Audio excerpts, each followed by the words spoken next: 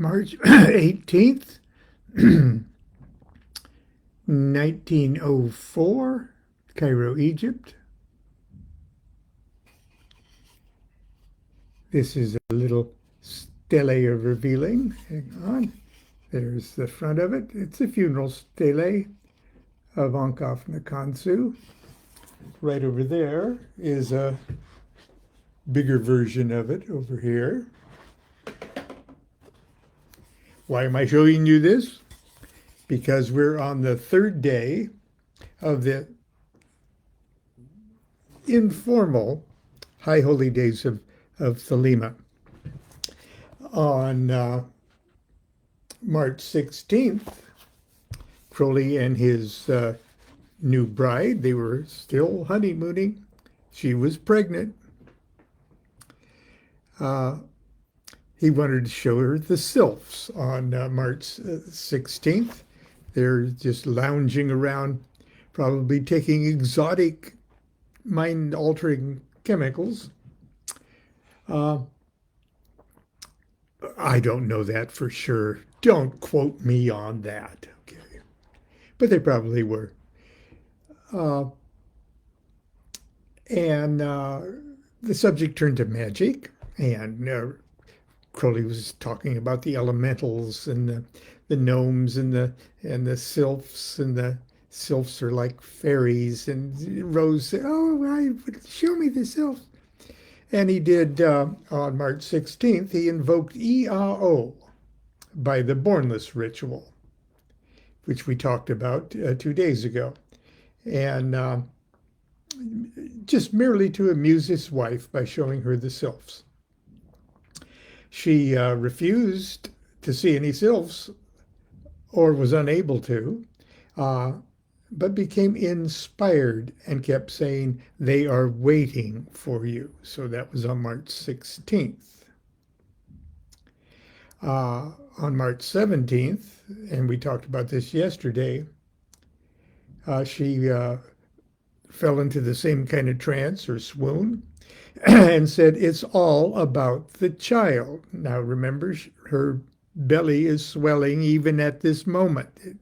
So when she's saying it's all about the child, it may have layers and layers of meaning.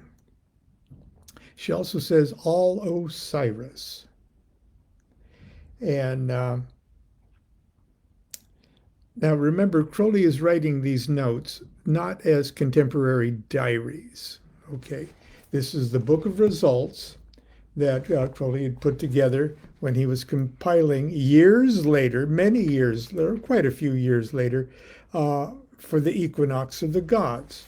So he is depending on his memory of events. And as we all know, memories can be convenient or not objectively accurate. But the events as they were unfolding, these two people at the time had no idea that there might be some great cosmic significance to what's happening. We have to put things in perspective. These are everyday, well, not everyday people, but they're people doing kind of ordinary things.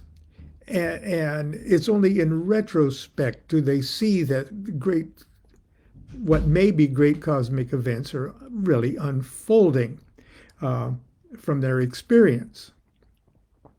So you really can't blame Crowley and say, "Oh, well, he re-edited and stuff like that." Well, of course he did. And nobody can define an objective reality for another person, period. Okay. But Crowley's writing this from recollections years later to try to put things in a sequential order. Now, those of us that are familiar with Crowley's life and the arc of his career knows that shortly after the reception of the Book of the Law and supreme invocation and things like that, Crowley put the entire incident way on the back burner of his magical mind. He had other things to do. He had to walk across China. He had there's all sorts of stuff that was occupying him besides this event that now we celebrate as high holy days and everything else. So we can't really blame Crowley too much at the fragmented, sketchy nature of his memory. Even the dates, April 8th, 9th, and 10th, which we celebrate as 3 days of the writing of the Book of the Law. In my mind, even those dates, those particular dates are in question. Doesn't matter. Okay. Myths are greater than truths, than objective reality, because nobody could ever capture objective reality in the first place. Okay?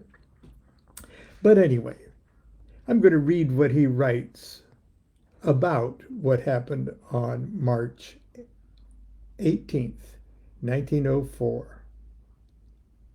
Rose revealed that the waiter, not the server at the restaurant, but that the waiter was Horus.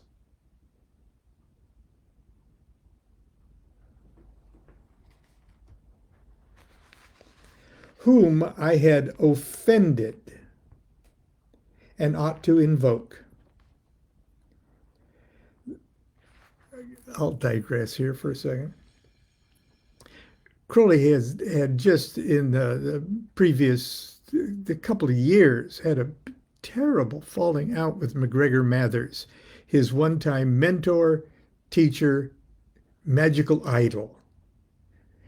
And the patron god, if you will, of Mathers was Mars. And all of the different, that would be Aries, and it would be Horus, and or the martial aspect of the sun god Horus. And so Crowley had done formal magical work invoking all sorts of deities and divine forces and things like that in his just recent past, and he had purposefully snubbed Horus. And I don't know if he was throwing a hissy fit or I hate you and I hate your gods. Okay. But that's pretty much what it was. And it sort of blew Crowley's mind when Rose says, hey, you ought to invoke Horus because you offended him. And Rose, who knows nothing about his magical career, that was an odd thing to just pop out of her mouth. But I digress. That the waiter was Horus, whom I had offended and ought to invoke. The ritual revealed in skeleton.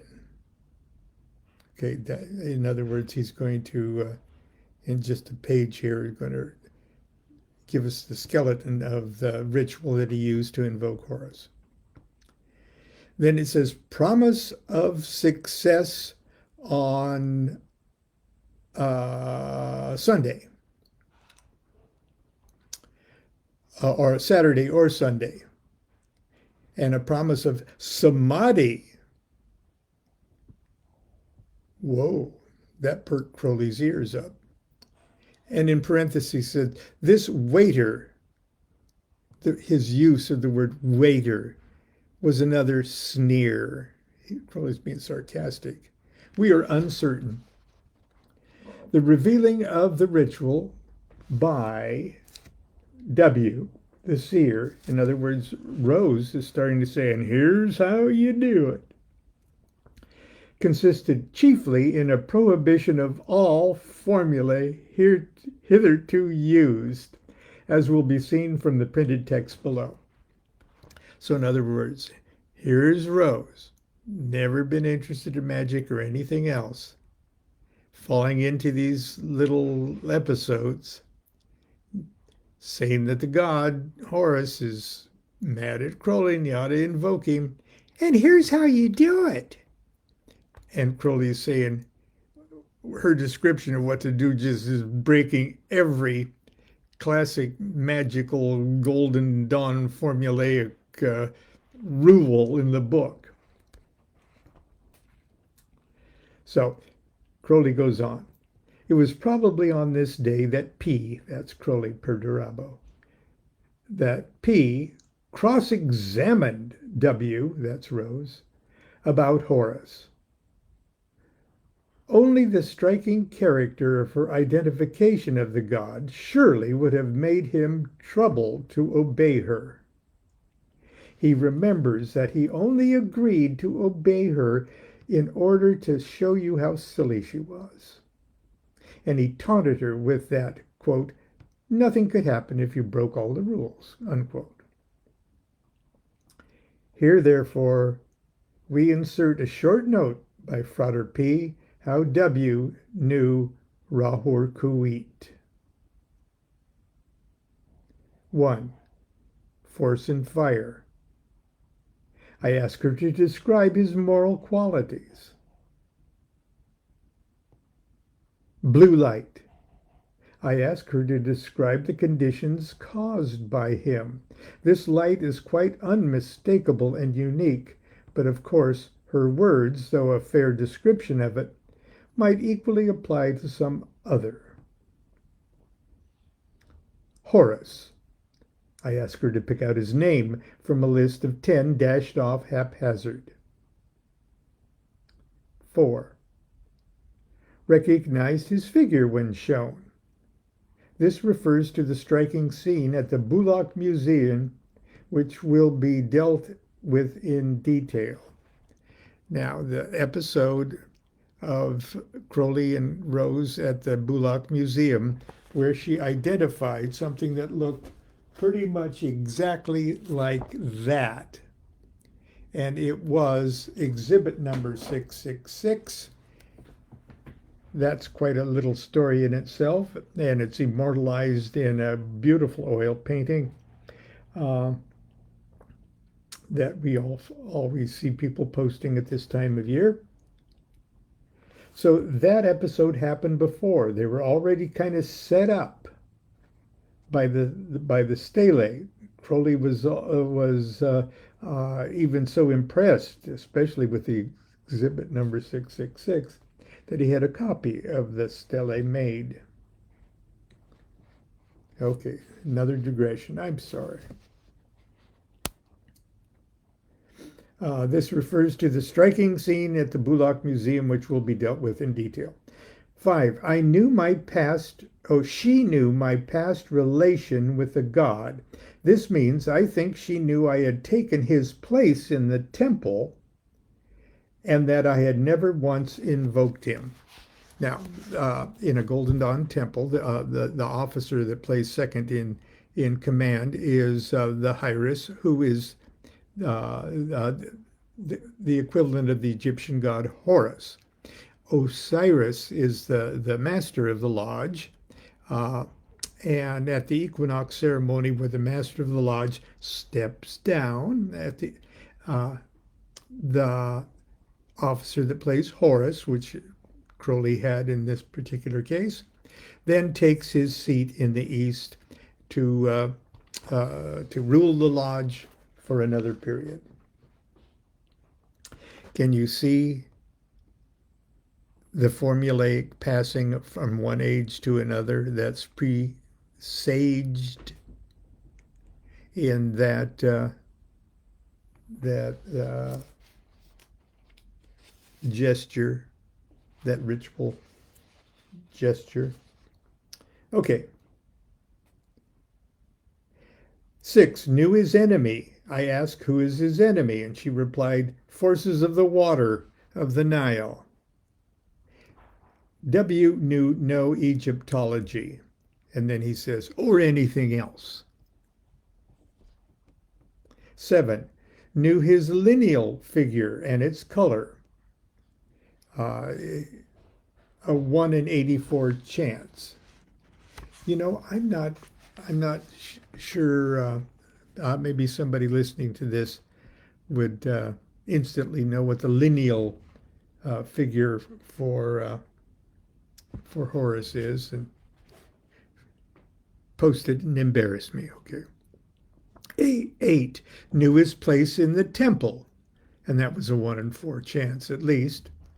Knew his weapon from a list of 6, knew his planetary nature from a list of 7, knew his number from a list of 10, picked him out of 5 and 3 different arbitrary symbols. This means that I settled in my own mind to say D of ABCD, and E would represent him, and then she said D.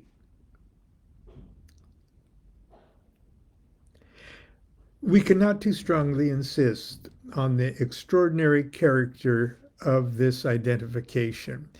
We had made no pretense to clairvoyance, nor had P ever tried to train her. Now, P had great experience with clairvoyance and was always a point of honor with him to bowl them out, him and Houdini. And here was a novice, a woman who should never have been allowed outside a ballroom, speaking with the authority of God and proving it by unhesitating correctness. One slip and Frater P would have sent her to the devil. And that slip was not made. Calculate the odds. We cannot find a mathematical expression for tests 1, 2, 3, 4, or 5 or 6, but the other 7 tests give us a 1 in 21,168,000 21 millionth to 1 against her getting through half the ordeal. Even if we suppose what is absurd, and she knew the correspondences of the Kabbalah, as well as Frater P had knowledge of his own secret relations with the unseen, we must strain telepathy to explain test 12. Again, I remind us that this series of tests and everything else could have taken place in a 10-minute period, and the whole episode not received the monumental earth-shaking significance to them at the time that it did when Crowley was writing this. Note, we may add too that Frater P thinks, but is not quite certain, that he also tested her with the Hebrew alphabet and tarot trumps, in which case the long odds must still be further multiplied by 484, bringing them to over the billionth mark. But we know that she was perfectly ignorant of the subtle correspondences which were only existing at a time in Frater P's own brain. And even if it were so, how are we to explain what followed? The discovery of the stele of revealing. Now I stand corrected here because of his reference to the stele of revealing. They had not yet visited the museum. The museum visit came after this test. I myself have corrected myself. My feet are made of clay. To test 4, Frater P took her to the museum at Bulak, which they had not previously visited. She passed by, as P noted with glee, several images of Horus. They went upstairs.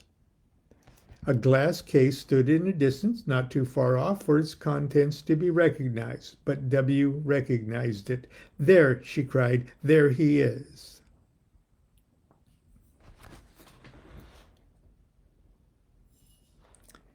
Right there. Right there.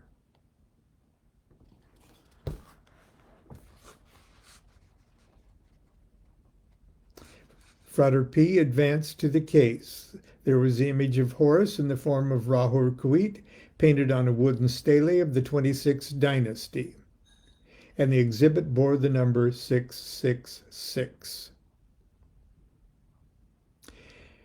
After that, it was 5 years before Frater P was forced to obedience.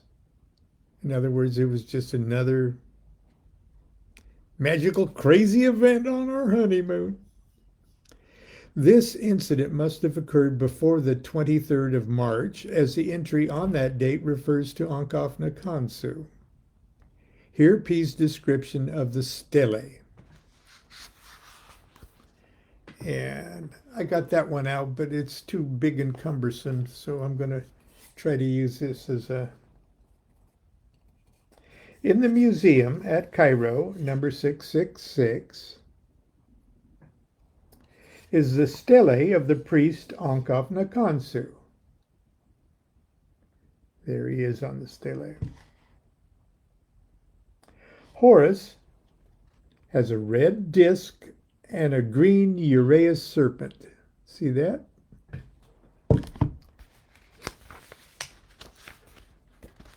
Got to do this, get my light here. Can you see that? His face is green, his skin indigo. His necklace, anklets, and bracelets are gold. His nemes nearly black from blue. His tunic is the leopard skin, and his green apron gold.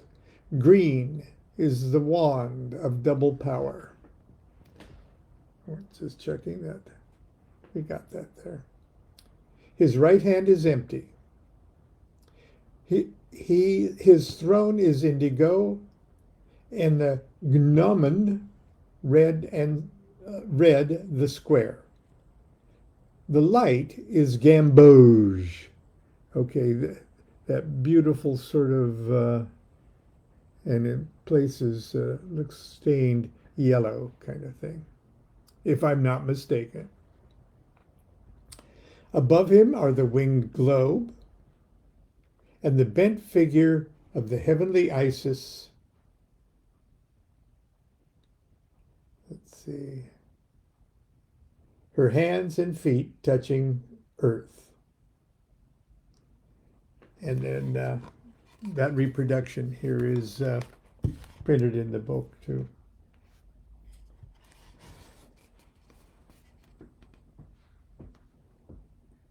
The stele of Ankh Khonsu. The topmost register, right under the wings of the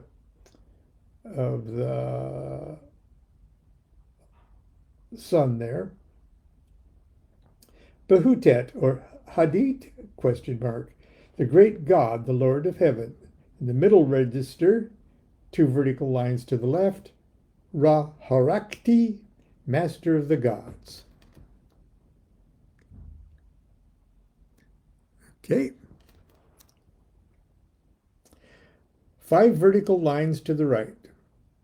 Horus, the priest of Mentu, Lord of Thebes, opener of the gates of Nut at Karnak, Ankh Khonsu, the justified. Okay. Below the altar, oxen, geese, wine, bread. Behind the god is the hieroglyph of Amnenti, and the lowest register down there says, and I'm not going to hold that up, the lowest register, saith Osiris, priest of Mentu, Lord of Thebes, the opener of the doors of Nut in Karnak, Ankh Khonsu, the justified, quote, Hail thou whose praise is high, the highly praised, or thou great-willed, the soul, the Ba, very awful, mighty of awe. That's as if we, that's 2 ways you can translate that, I guess, and say the same thing. That giveth the terror of him among the gods, shining in glory upon his great throne, making ways for the soul, the Ba. for the spirit, Yek, and for the shadow, Kabt. I'm prepared, I shine forth as one prepared. I have made way to the place in which are Ra, Tum, Kefra, Hathor. Osiris, priest of Mentu, lord of Thebes, Ankh Nakansu, the justified, son of Minb,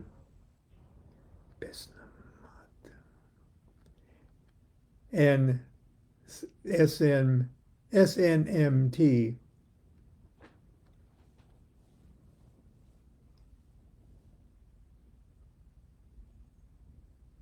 born of the sistrum bearer of Ammon, lady of Atenshir. Okay, later we will hear those sounded out as by Besnamot, my breast I beat, by wise Tanich I weave my spell.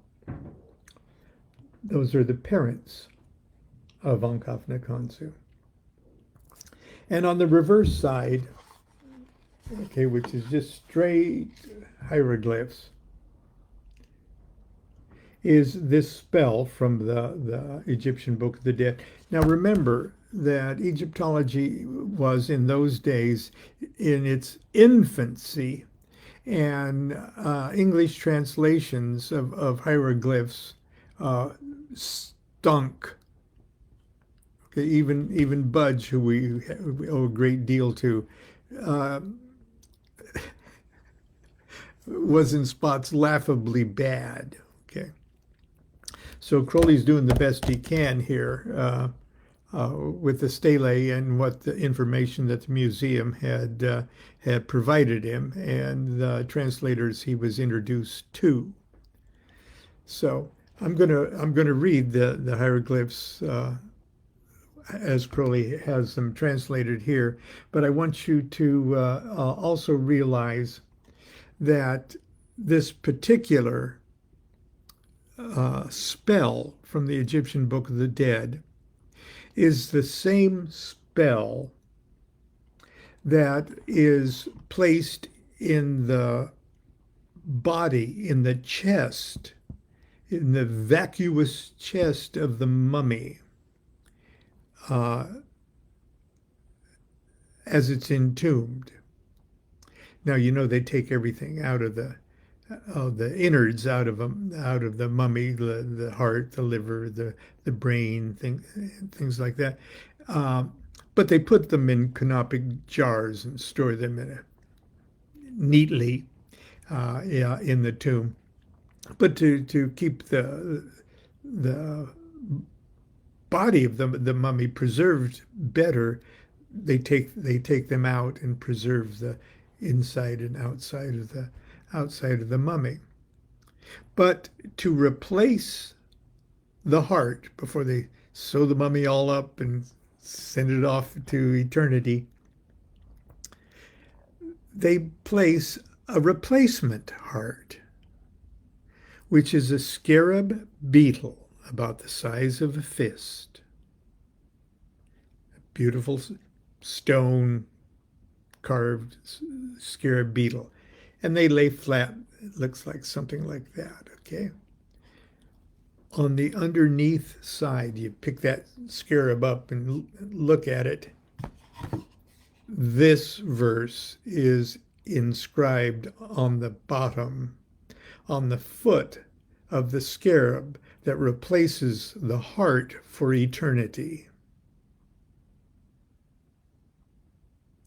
And Ankh Nakansu, when he personally, supposedly, made his own funeral stele, getting ready for the big trip, he did something that was extremely rare. Most funeral steles are just the front. It's insanely rare to have anything printed on the back, let alone that particular significant magic spell. As a matter of fact, the stele of Ankh Nakansu found a place in a museum, not so much because it was so rare, not so much because it was so old, not so much because it was the stele of a real live historical known character, the Henry Kissinger of several administrations, Ankh Nakansu, but because it was engraved on the back with that particular magic spell. That's a footnote.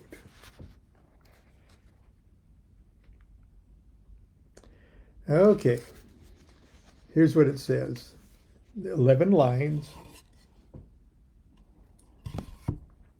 Saith Osiris, priest of Mentu, lord of Thebes, Ankh Nakansu the Justified. My heart from my mother, my heart. Apparently synonymous, two different words. But probably, okay. Of my existence upon earth, stand not forth against me as witness. Drive me not back among the sovereign judges, neither incline against me in the presence of the great God, Lord of the West.